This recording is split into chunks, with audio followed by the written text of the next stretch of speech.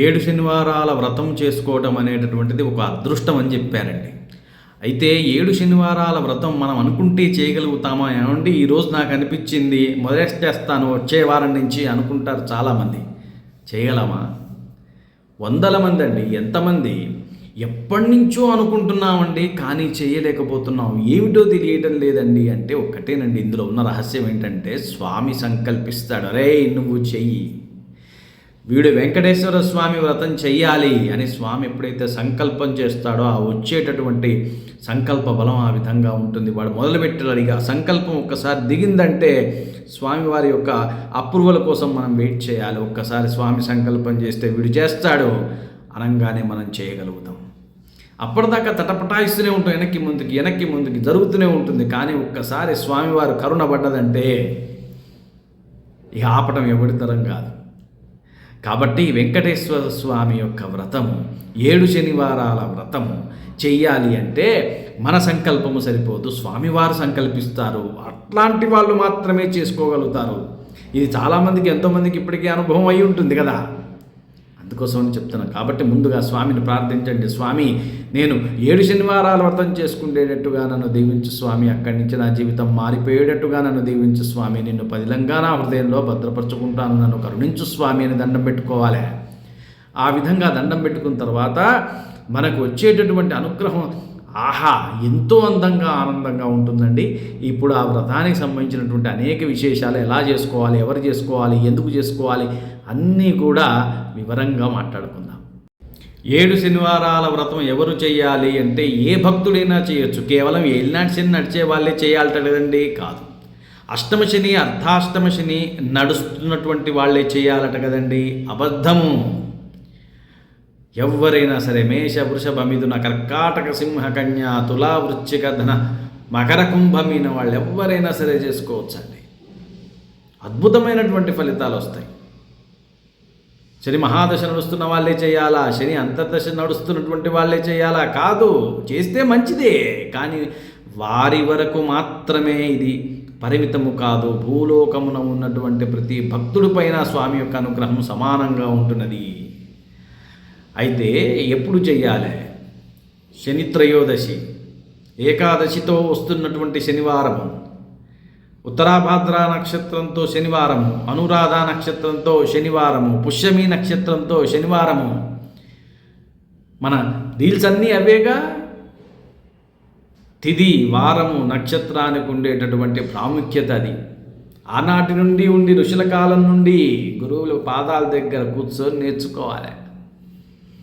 ఈ విధానంలో చేసుకున్నప్పుడు స్వామివారి అద్వితీయమైనటువంటి, అఖండమైనటువంటి, ఆనందస్వరూపమైనటువంటి అనుగ్రహం మన మీద పడి ధనము, ఉద్యోగము, ఆరోగ్యము, వివాహము, సంతానము, ఒక్కటేమిటి అన్నీ ఇవ్వటానికి స్వామివారు రెడీగా ఉంటారు. నువ్వు అడగటమే తరువాయి. ఆ విధంగా చేయాలి. పూజా విధానం ఏ విధంగా ఉండాలి, ఎన్ని ఒత్తులు, ఏ విధమైనటువంటి నైవేద్యాలు, అవన్నీ కూడా ఇప్పుడు వివరంగా చెప్తాను. 7 శనివారాల వ్రతం చేసేటప్పుడు కలశ స్థాపన చేస్తారు. ముందుగా ఒక పీట వేసుకుంటారు, పీటను అలంకారం చేస్తారు. ఆ తర్వాత దానిపైన కండవా పరిచి, బియ్యం పోసి, రాగి చెంబు పెట్టి, రవిక చుట్టి, దానిలోకి స్వామివారిని ఆవాహన చేసేటటువంటి మంత్రాలు ఉంటాయి. కలశ స్థాపన అంటారు. మంగళ ద్రవ్యాలు వేస్తారు అందులో, నీటిలో, కలశంలో నీరు పోసి. ఇది ఒక విధానం. ఇట్లా చేసుకోలేమండి, ప్రాణప్రతిష్ఠ చేయడానికి కలశ స్థాపన చేస్తున్నారు, బాగానే ఉంది, ఈ విధంగా చేయలేము అనేటటువంటి వాళ్ళు, చేసుకోలేము అనుకునేటటువంటి వాళ్ళు చక్కగా స్వామివారి ఫోటో, అమ్మవారితో కలిసి ఉన్నటువంటి స్వామివారి ఫోటో పెట్టుకొనైనా సరే చేసుకోండి. ఆ విధానంలో చేయాలి. వ్రత పుస్తకంలో అట్లాగే ఉంటుంది, కలశ స్థాపన చేసి చేయవలెను అని ఉంటుంది. ఆ విధానంలో చేయగలిగే వాళ్ళు ఓకే. కానీ ఆ విధానంలో ఇబ్బంది ఉన్నటువంటి వారు పురోహితుల యొక్క సహాయంతోటి చేయవచ్చు. లేదంటే పురోహితుల వారిని మేము పిలుచుకోలేము, చక్కగా ఫోటో, మనస్సు ప్రధానం అండి. చక్కగా ఫోటో పెట్టి, ఫోటోను అలంకారం చేసి, స్వామివారి తులసిమాల వేసుకొని చక్కగా స్వామివారిని ఆవాహన చేసుకోవాలి.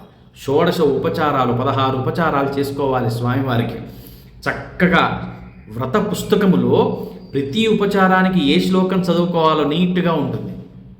నేను చెప్పొచ్చేది ఏంటంటే, ఎవరైతే చేద్దాం అనుకుంటున్నారో వాళ్ళందరూ ఈ రకమైనటువంటి ఒక వ్రత పుస్తకం దగ్గర పెట్టుకోవడం అనేటటువంటిది చాలా ఉపయోగం. ఏమండి, షోడశోపచారాలు చేసేటప్పుడు ఆ శ్లోకాలు చాలా పెద్దగా ఉన్నాయండి, మాకు ఇబ్బంది అనిపిస్తుంది అన్నప్పుడు సమర్పయామిల వరకు చెప్పుకోండి. అలిమేలుమంగా పద్మావతి సమేత శ్రీ వెంకటేశ్వర స్వామినే నమో నమః, అర్ఘ్యం సమర్పయామి, పంచామృత స్నానం సమర్పయామి, యజ్ఞోపవీతం సమర్పయామి, వస్త్రయుగ్మం సమర్పయామి. సమర్పయామిలతోటి చేసుకోండి. ఆ శ్లోకాలు పెద్దగా ఉన్నాయి, మేము చదువుకోలేకపోతున్నాం అనుకుంటే చదువుకునేవాళ్ళు ఓకే. కాబట్టి వెంకటేశ్వర వజ్ర కవచం అని ఉంటుంది, తప్పనిసరిగా వెంకటేశ్వర వజ్ర కవచం దగ్గర పెట్టుకోండి. వెంకటేశ్వర వజ్ర కవచం చదువుకోవాలి, గోవిందనామాలు చదువుకోవాలి, పద్మావతీదేవి యొక్క అష్టోత్తర శతనామ స్తోత్రము, లక్ష్మీదేవి యొక్క అష్టోత్తర శతనామ స్తోత్రము, వెంకటేశ్వర స్వామి యొక్క అష్టోత్తర శతనామ స్తోత్రము, ఇవన్నీ కూడా ఆ రోజు పూజలో తప్పనిసరిగా షోడశోపచారాలతో పాటు చేసుకోవలసిందే. అద్భుతం జరుగుతుంది. స్వామివారు కరుణ, స్వామివారు ఆనంద సాగరుడు అండి, ఆనందనేవి అని పేరు పెట్టారు. అందుకే దానికి మీరు చదువుకుంటుంటేనే ఆ నామాలు మీ మనసులో నుంచి ఆనందం ఉప్పొంగుతూ ఉంటుంది. దీపారాధన చేసుకుంటాం, 7 ఒత్తులు తప్పనిసరి. 7 ఒత్తులు అంటే 2 కుందులు పెట్టుకొని 4 3 వేసుకోవచ్చు, లేదా 7 కుందులు పెట్టుకోవచ్చు. పిండి ప్రమిదలు 7 చేసి పెట్టుకోవచ్చు, ఏ విధానంలోనైనా పెట్టుకోవచ్చు. కానీ 7 ఒత్తులు అంటే 7 జ్యోతులు ఉండాలి అని అర్థం. దానివల్ల స్వామివారి ఎంతో ఆనందం, శనీశ్వరుడికి కూడా చాలా ఇష్టమట అది. అంటే ఆ విధంగా చేసుకోవాలి. ఇక నైవేద్యం విషయానికి వస్తే చిట్ట చివరికి ఈ నైవేద్యం విషయంలో 7 జిమ్మిరి ఉండలు పెట్టుకుంటారు, 7 లడ్డూలు, లేకపోతే 7 పండ్లు, ఏవైనా సరే సప్తమ సంఖ్య అనేటటువంటిది ఫాలో అవ్వాల్సినటువంటి అవసరం ఉంది. అది గుర్తుపెట్టుకొని మనం నైవేద్యం చేసుకోవాలి. పగటి పూట అయినా సరే, సాయంత్రం పూట అయినా సరే అదే నియమం పెట్టుకోవాలి.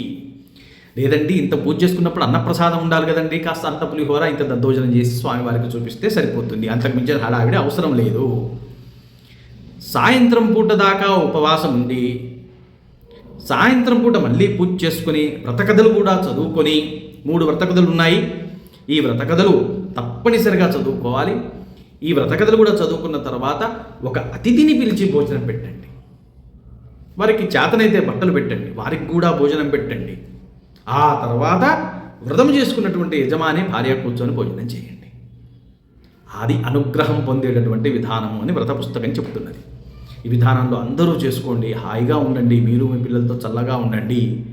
ఈ 7 వారాలు అయిపోయిన తర్వాత వెళ్ళి వెంకటేశ్వర స్వామిని, ఆ దేవాది దేవుని యొక్క దర్శనం చేసుకొని రండి. మీరు బాగుంటారు, మీ పిల్లలు బాగుంటారు. వెంకటేశ్వర స్వామి యొక్క అనుగ్రహం సంపూర్ణంగా కుటుంబం పైన పడుతుంది.